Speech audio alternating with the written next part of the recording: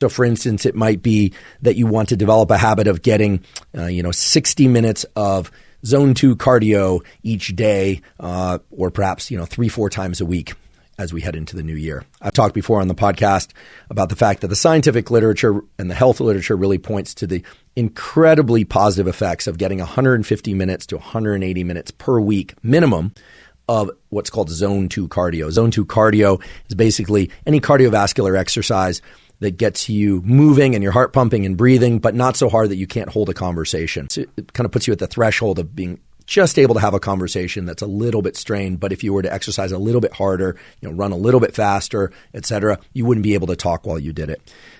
There's a lot of literature that points to that as a healthy practice. So maybe you're somebody that wants to get more of zone 2 cardio, for instance.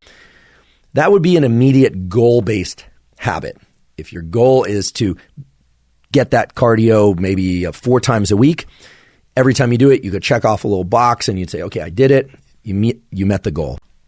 That is different than so-called identity-based habits, where there's a larger overarching theme to the habit, where you're trying to become, quote unquote, a fit person, or you're somebody who wants to be an athlete or something of that sort. It's where you start to attach some sort of larger picture about yourself or what it means for you to do that habit, where there's both the immediate goal, right? Complete the exercise, complete the session or whatever it is, check off that box, but that you're linking it to some sort of larger goal.